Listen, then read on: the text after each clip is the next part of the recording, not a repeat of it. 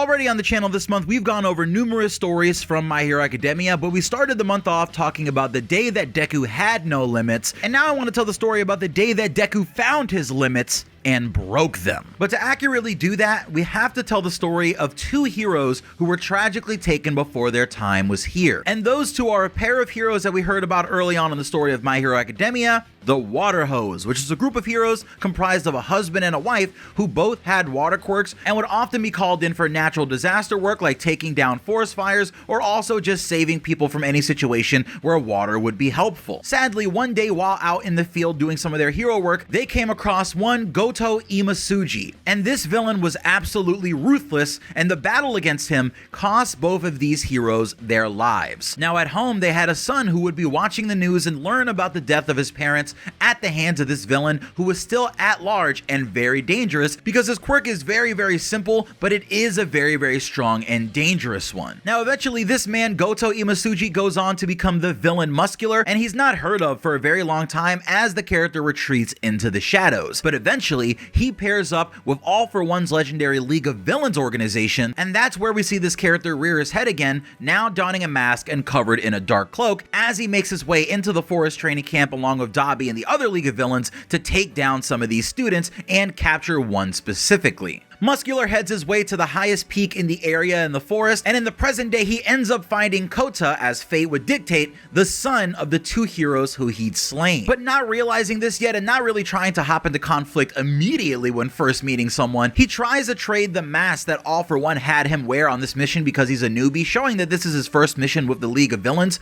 for the hat that young Kota is wearing. And when Kota doesn't want to give him his hat and he runs away, that's when Muscular beams himself into the side of the mountain and starts trying to attack the young Kota. And as Muscular begins using his quirk and his hood goes off, Kota sees his face and sees the quirk, and he understands that this is the man that took his parents down and begins despairing. But that's also where we learn that Muscular actually has a big gash on his face. Very similar, in fact, funny enough, to the gash that Endeavor gets later on his face, but at the very least, Endeavor gets to keep his eye, where it seems like the Water Hose, in their encounter with Muscular, were able to take his eye away, and it looks like it was replaced with some weird sort of Nomu eye, probably by the Doctor and All For One. But as Kota screams and Muscular readies his punch and almost hits Kota, who else shows up but our hero, Izuku Midoriya, otherwise known as Deku. Deku gets in between the attack and manages to grab Kota and get him away just in time, but since this is a Deku from earlier on who doesn't quite have the finesse that he has currently, he actually thuds against the ground and breaks his phone, making it so that there's no way for him to contact anybody. Now at this moment, Muscular looks at Deku and he's like, oh, okay, you're on the list of people we're supposed to grab or take out when we get here,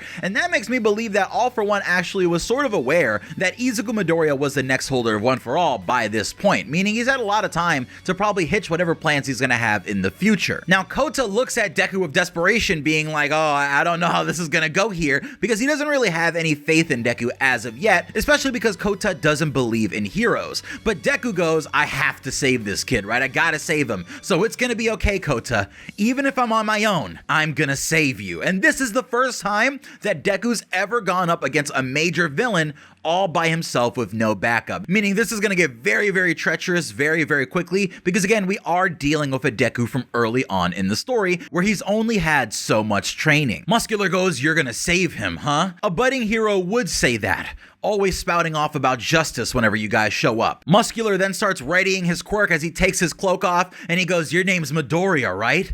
This is perfect. You're high up on our kill list. I'm gonna torment you real bad.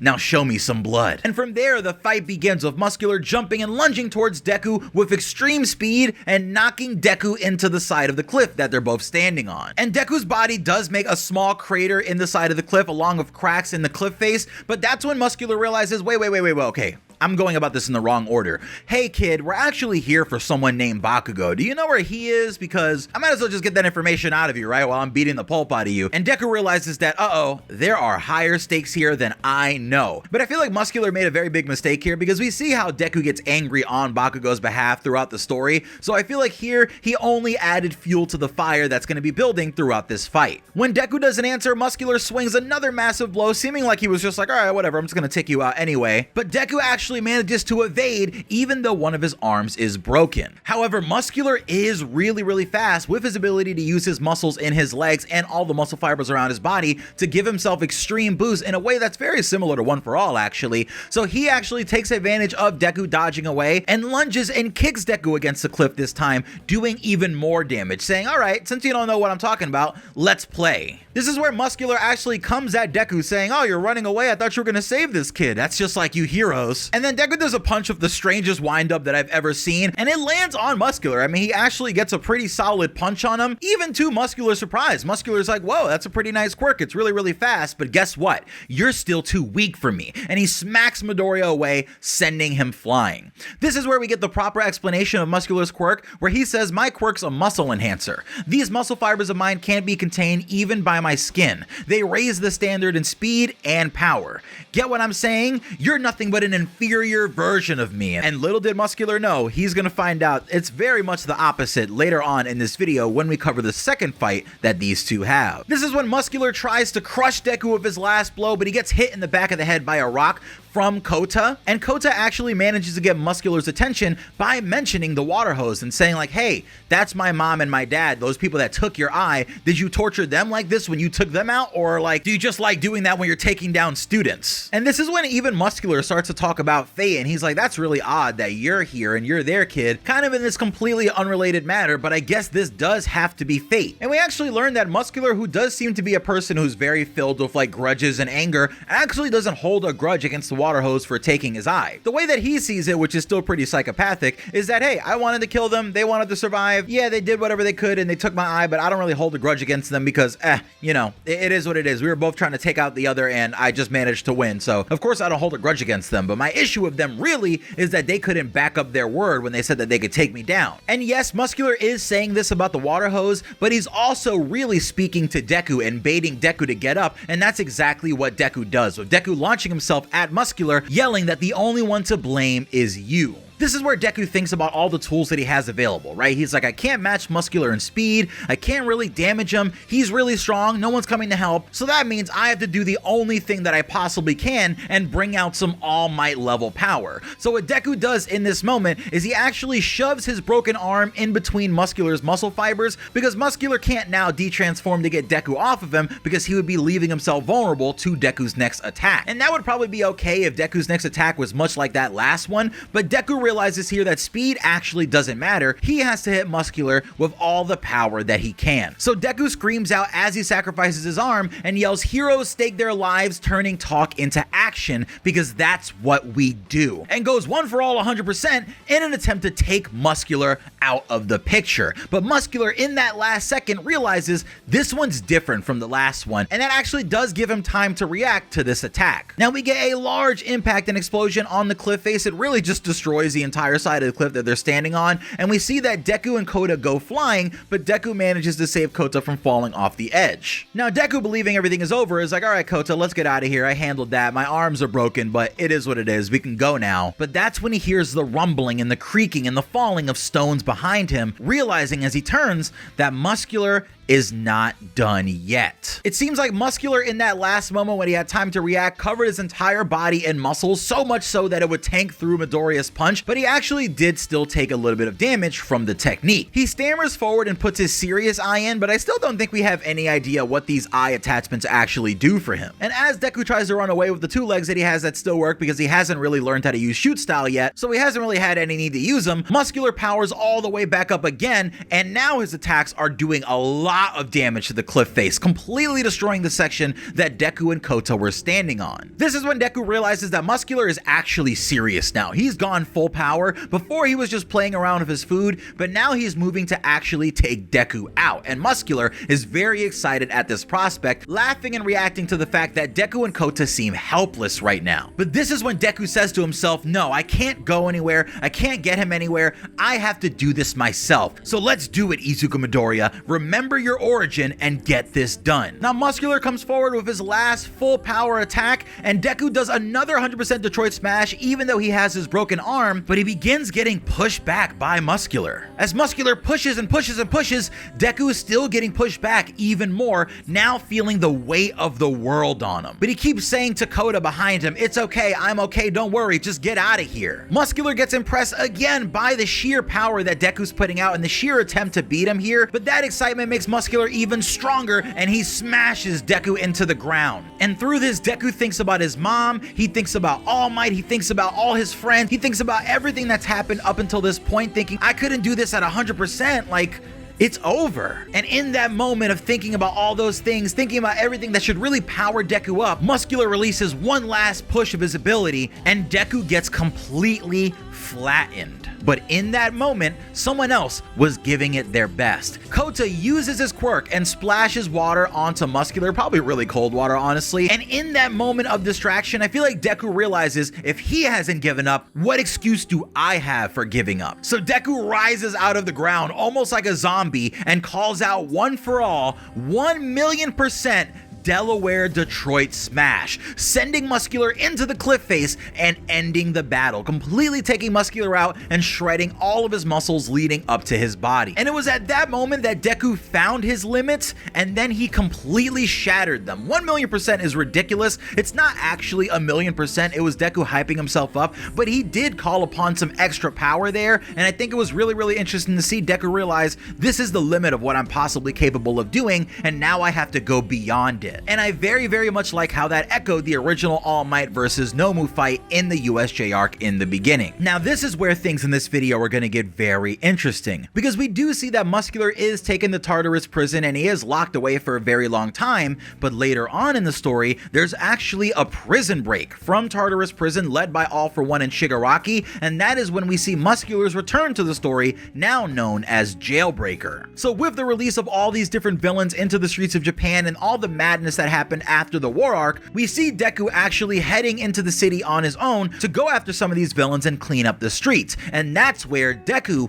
actually meets Muscular again. It started with the report of one of the escapees from Tartarus prison going to one of these sections of Japan, and we actually see Yoshindo and his girlfriend Nakagami Tatami from Ketsubutsu Academy, which we saw in the provisional license exam, going through and trying to get some of the people to evacuate this area. But when they turn him down, Yoshindo leaves, and literally as soon as he leaves the area, you see Muscular hopping from building to building, just jumping down and tearing buildings apart as he lands on the building in front of Yoshindo yelling, "Hey guys, let's have some fun." And funny enough, Yoshindo, who does look a lot like Deku, it kind of looks like a fusion of Deku and Bakugo with black hair, tries to take on Muscular alone, being very much like Deku in the Muscular fight that we originally saw, sending Tatami to go running as he says, "I'm taking this guy down a peg." And we know how Muscular feels about that, right? About people saying that they're gonna beat him, so Muscular gets riled up and actually starts working Yoshindo. That's when we see Muscular actually crushing Yoshindo with 12,000 layers of muscle fibers, but Yoshindo's not completely out of the fight because he says, "Hey,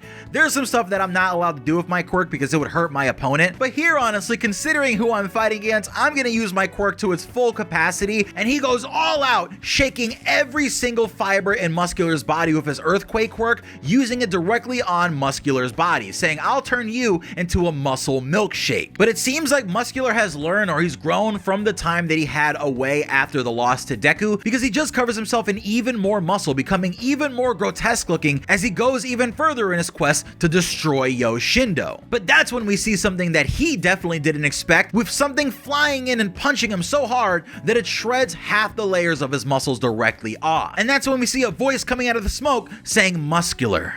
No wonder my danger sense was going haywire." Looking really, really awesome as Deku has his Dark Deku outfit, which is going to be the outfit that it's going to be wearing in the next arc. But as Deku's smoke screen gets blown away, revealing himself carrying Yoshindo to Muscular, Muscular realizes just from the voice exactly who it is. And that's when we have a very, very interesting reaction from Muscular, because again, Muscular is not exactly the kind of guy who holds grudges necessarily. He thinks about things in a very crazy way. So Muscular looks at Season 6 Deku and he's like, "How could I forget forget you. You're that kid, right? Midoriya. I missed you so much. I was getting bored right about now of all these small fries. You're the only one who can give me a real fight. And this is when, despite the fact that Muscular doesn't have any of his special eyes or anything, he grabs some rubble and crushes it using his extreme strength and actually shapes it into an eyeball and puts it in his eye socket, just to kind of give him that feeling that he had when he was fighting Deku the first time. Muscular lunges at Deku, saying he would have been content with going on a regular rampage as always, but after what Deku did, how could he be happy doing anything else than having a fight with the Class 1A student? And now, with this whole different environment, we actually get a whole different kind of fight, right? Because before,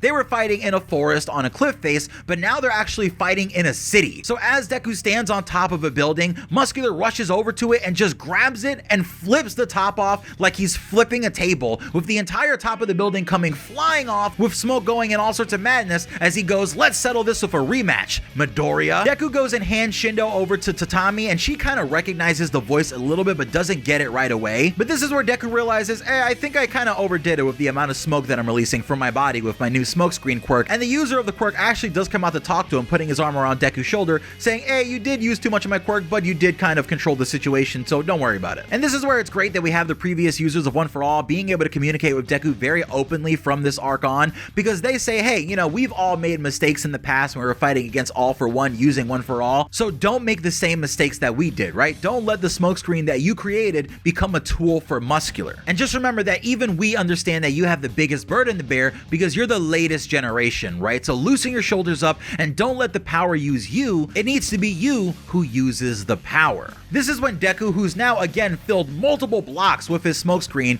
jumps into the air with float and starts flying, and then lays out the plan for the battle. He wants to reduce Muscular's range of vision using his smokescreen and then catch Muscular lacking when he comes out of the smoke, and that's kind of exactly what happens, right? Muscular jumps out seeing Deku outside of the smoke, and he goes for some crazy rapid fire punches in his full muscular form, but Deku effortlessly dodges them because he already saw them coming using Danger Sense, another amazing quirk that Deku has that you can learn about in my video discussing every quirk that Deku gets in this season. Deku pretty much uses Ultra Instinct to dodge everything that Muscular does, and then ends it with a cool spider swing away using Black Whip, running off the side of the building and then turning really quickly as he wraps Muscular in Black Whip and swings him full power into a lake nearby. Now that Deku has Muscular completely wrapped up in Black Whip, he begins asking him questions like, where are Shigaraki and All For One? Why do you have the urges to go on these sort of rampages? Do you have any sort of regrets? Is there any other path in life that you could have taken? And Muscular just proves to be the kind of person who wants to live his life without any regrets, and for him, that means using his quirk to its fullest extent and destroying as much as he possibly can. And this is where Deku gets kind of sad actually, because after the war arc in My Hero Academia, Deku is trying to learn much more about the villains that he actually fights and find out how they got this way. Because he feels like if he could understand Shigaraki, maybe things would have turned out differently, or maybe things would turn out differently than him having to take Shigaraki down. But even though Muscular's response isn't exactly what Deku would have wanted, it does steal Deku's spirit even more, because Deku considers, hey, if this guy is just a natural villain and this is always the way that his life was going to go, and I don't get any sense that that's not true,